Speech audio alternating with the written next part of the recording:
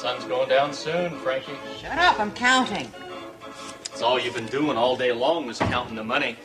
Always adds up to the same 50 grand, doesn't it? I know. That's why I like counting it. Yeah, well, there's only one thing that counts now. It's getting rid of them and getting out of here. Well, that won't be long now. The sun will be down soon. Yeah, I know. And then the roller coaster and the shooting gallery start up.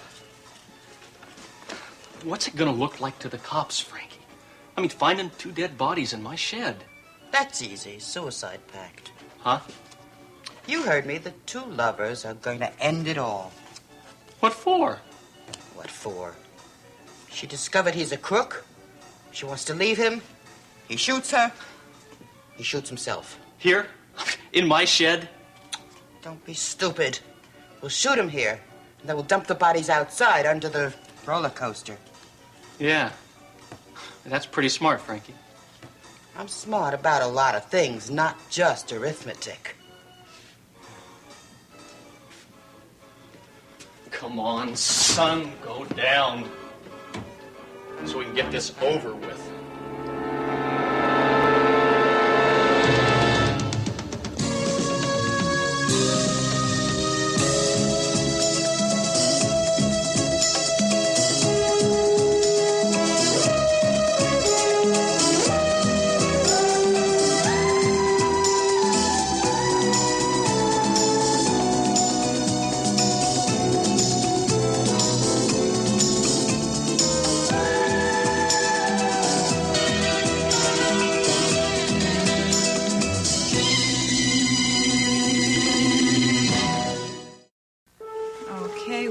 Skirt, 2 skirts, 2 skirts, 2 blouses, I hope. Yes. And 2 coats. Okay. 2 blouses, 2 coats. Hi. Hello. Don't you look nice? Oh, thank you. Let me see that. Very pretty. Are you going to the studio tonight? No, I'm not, but I am going out. Oh, it reminds me, I wanted to ask you. Miles might be a little late, and I was wondering, could you stay with Adam till he gets here? Oh, I'd love to stay with him. Oh, thank you. I've got a doctor's appointment. Oh? Well, Yes. I guess it's not with your doctor husband now, is it? No, it isn't. It's with a doctor named Stewart. He took pity on my busy schedule and gave me an appointment at 7:30 at night. You're all right, aren't you? Oh, sure. Yeah, it's just a routine checkup. I just was taking advantage of the extra time to do a little bit of housework. Well, anything I can do to help you? Yeah, as a matter of fact, there is. You can go upstairs and check your wardrobe and see if you have anything that needs dry cleaning. I'm going to take it tomorrow morning. Oh, I don't have that many clothes. Besides, you shouldn't have to include it with your things.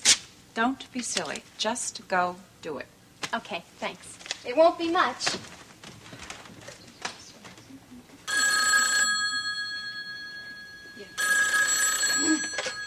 Hello? Nicole? Hi, it's Nancy. Nancy, hi. You're not still at the office, are you? No. I'm at the Gavel, but I've had meetings all day long. But there was one meeting I thought you'd like to know about. Well, which one was that? Well, have you heard of a Tina Boyer, the woman who's been accused of several murders? Oh, well, of course I have. Well, I interviewed her today in her cell. Nicole, it was such an experience, believe me. She told me everything. Oh, Nancy, what a coup for the Monticello News. Well, I was wondering if you'd like the same for the WMON News. I'll tell you what. She's an avid fan of yours. And when I told her that I knew you, well, she was so thrilled. She wants to do a tape for your show, and her attorney doesn't have any objections. Oh, for heaven's sake. So, if you want to do anything about it, we have to act fast. Oh, sure I do. I have a doctor's appointment in about an hour. But it's with Dr. Stewart. He's very close to the Gavel. What if I leave now, and I'll meet you there? Terrific. I'll be waiting. Oh, thank you, Nancy. Bye-bye. Okay, bye-bye. This is great. Let's see if I have my keys. Okay, here it is. I told you it wasn't much. You know, we're going to have to see about getting you some new clothes. Oh, I don't think I can afford any. Not until I go back to work. I am not talking about charity. I'm talking about a loan. You've done too much for me already. You know, I am feeling stronger. I was thinking, maybe I should start looking for a small apartment. Jody, be realistic. Oh, I know. I couldn't afford anything but a small rat's nest right now. But I thought, well, maybe I could get somebody to share a place with me. Well, isn't that what you're doing right now? No, it's not. I'm not sharing anything here. All I'm doing is taking. All right, okay. I have an idea. How would you like to be a paying boarder? A boarder? Sure. Well, after you start working, you can contribute a little something to household expenses if it makes you feel better. Yeah. You really mean that? Well, of course I do. And that way you would be saving money for your own place. You know, because your expenses wouldn't be that high. Great. If you want to be independent, though, Jody, I'm... No. I have been independent all of my life. And it's not that great. Good. Then it's settled. Okay. I've got to rush off now. Okay. Thank you. I'll take care of Adam. Okay. Thank you. Bye-bye.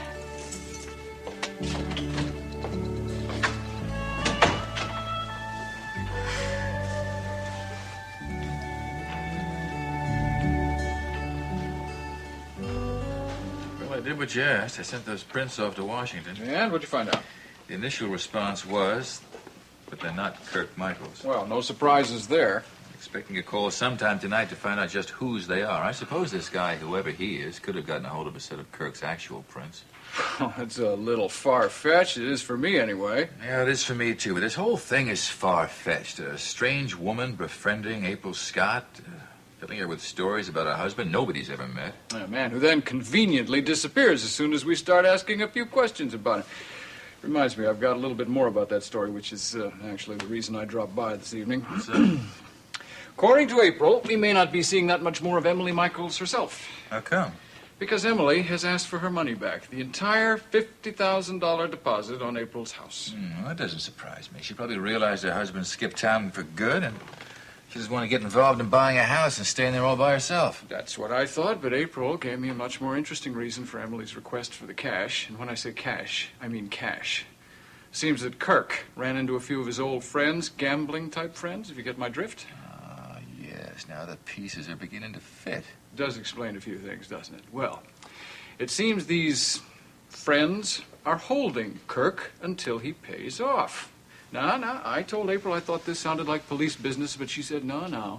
Emily doesn't want to involve the cops. Wait, you mean this guy's kidnapped? Are they threatening him? Because I would love an excuse to get involved in this. Well, I wouldn't send out the squad cars just yet if I were you. This may be true, and then it may not. Emily doesn't have that great a track record. All I know is what April told me. She handed the money over to Mrs. Michaels, who has now gone off to pay hubby's debts. Well, that sounds like our problems are all over with them. I hope. The Michaels, it seems, would also like to leave town as soon as possible, and I, for one, would like to see them go. To avoid running into any more old friends? I guess so. Look, let's not let this story keep us from finding out whatever we can about the owner of those fingerprints. I'd like to know who we're dealing with on I'll this find thing. out for you. I'll check back with you later. You know, it's funny, when you think about this, it's a little strange. I mean, a second misidentification. It's just like Draper Scott.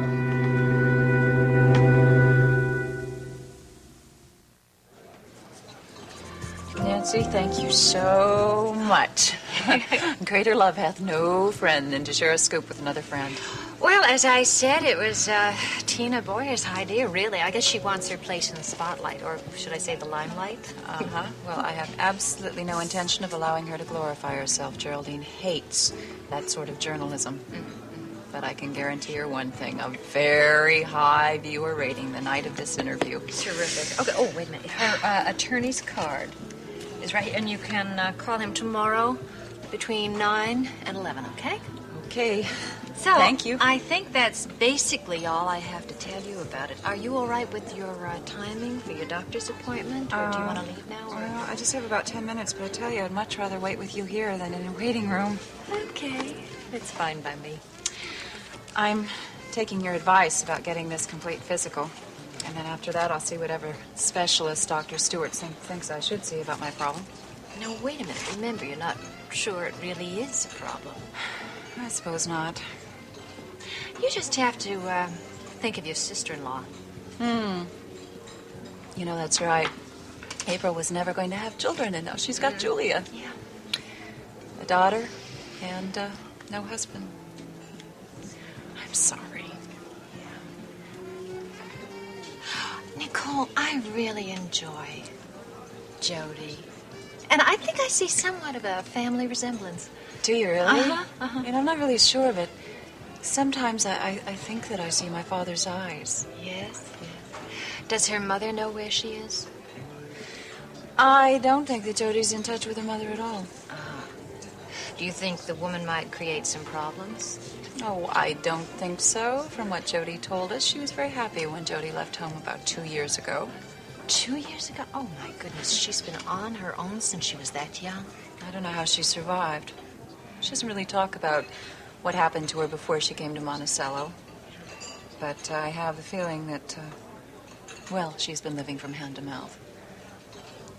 She still managed to keep up her interest in dancing. Huh? Yeah, and I think that's very lucky, having consuming interest.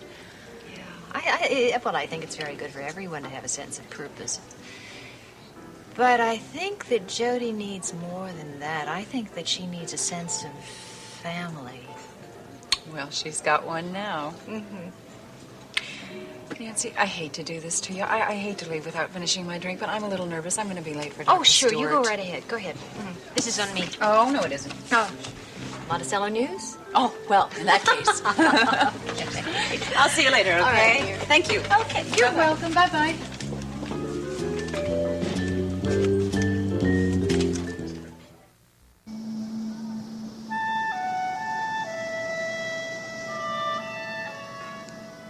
I'm afraid I'm going to disappoint you, Nadine. I'm not going to give you any instant diagnosis. I didn't really expect that, Dr. Stewart.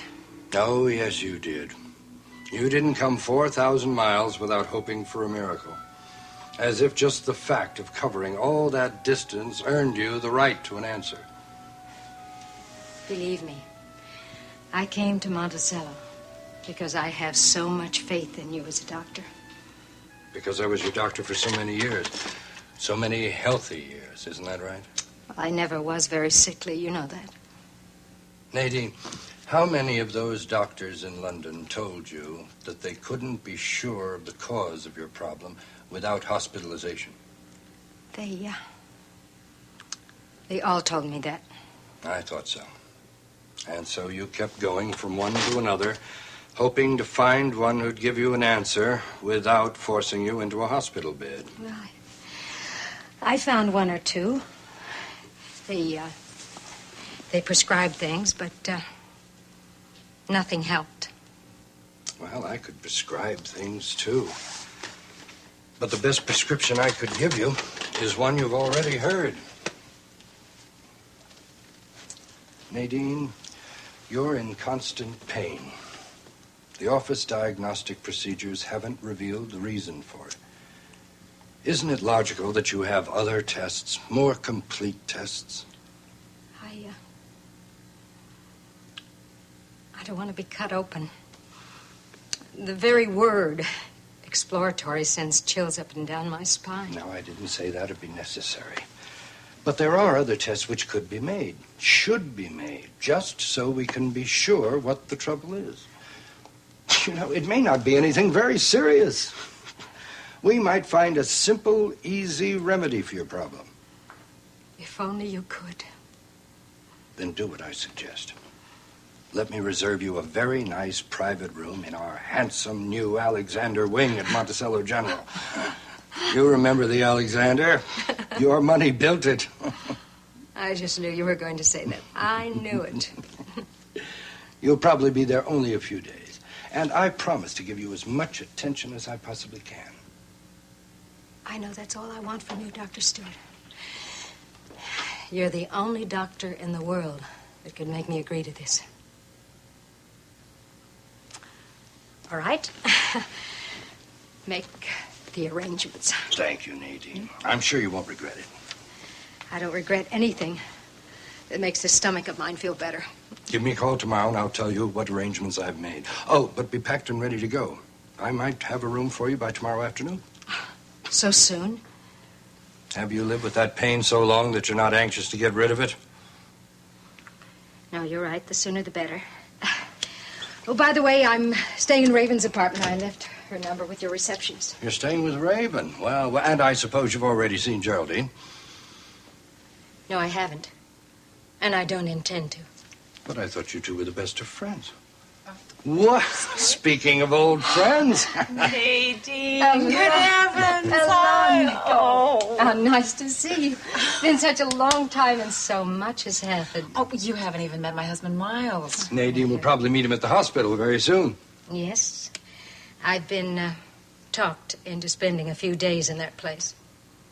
Well, if they let you have visitors there, then I'll be visiting you, too. Well, that would be lovely. I'll be in touch. Have to run now. Goodbye, and thank you, Dr. Stewart. Goodbye, Nadine. Be speaking with you shortly. Bye-bye. Bye-bye. Well, this is my day for renewing old acquaintances, isn't it? I don't think I've seen you in over a year, Nicole. I've been keeping well. Huh. And I'm still well. I don't have any symptoms. Except one. Well, let's talk about it.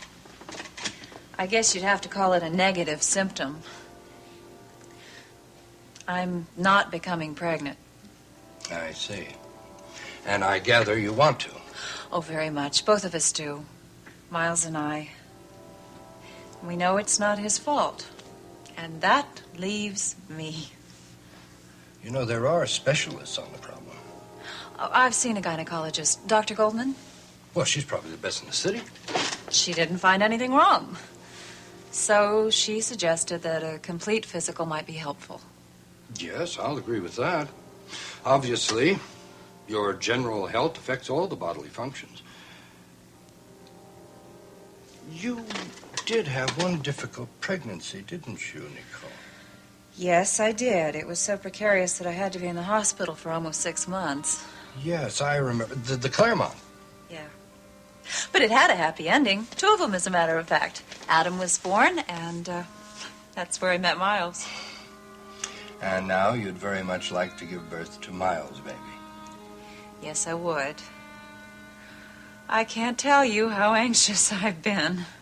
Yes, I understand. Dr. Stewart, if there isn't any physical thing wrong with me, is it possible that my emotions could have an effect on something like this? Well, yes, that's quite possible. Is there an emotional problem?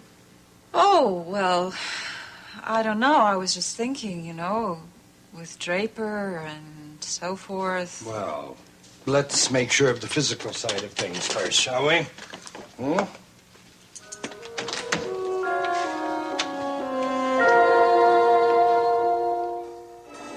Pretty, isn't it?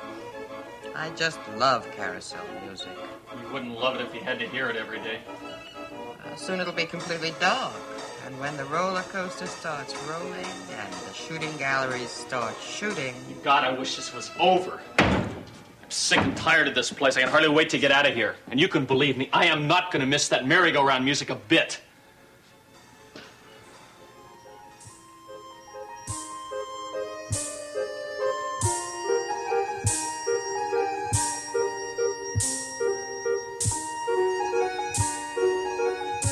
April! He's waking up. Don't worry, honey. It won't be too long now. You hear that? Well, now, it's time for a little target practice of our own.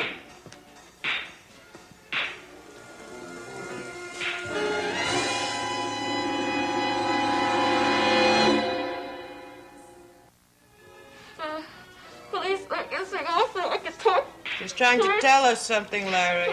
Come on, Frankie, let's get this over with. I'm getting nervous. I wonder what she wants to say. She just wants to yell for the cops. You promise you won't yell if I let him take the gag off? Go ahead.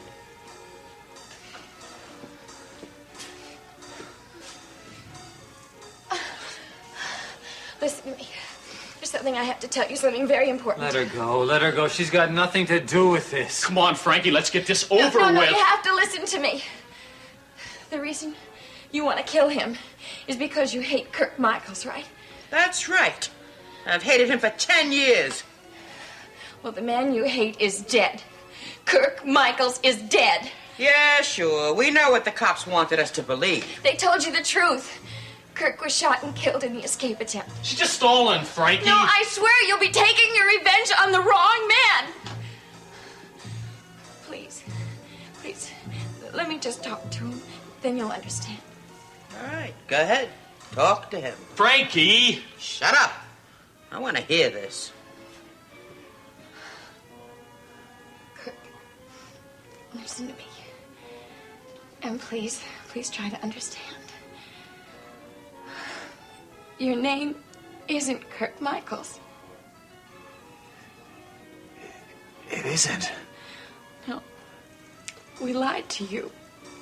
All of us. Oh, I believed it at first myself. I wanted so very much to believe. But my father... We all made you into somebody that you aren't. You aren't Kirk Michaels. Your name is Draper Scott.